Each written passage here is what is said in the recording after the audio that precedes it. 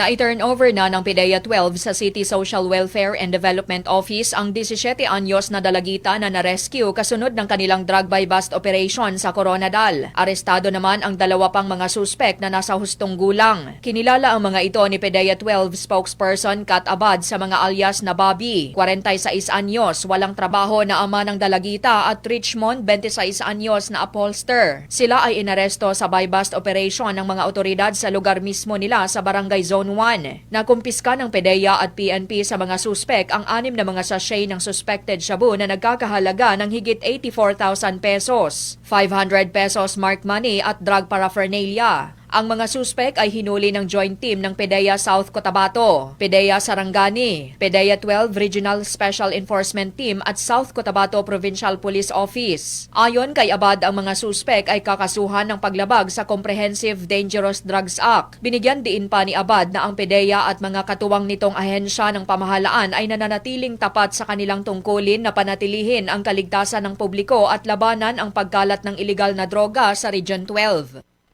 Kimberly Bandoy, NDBC Bida Balita.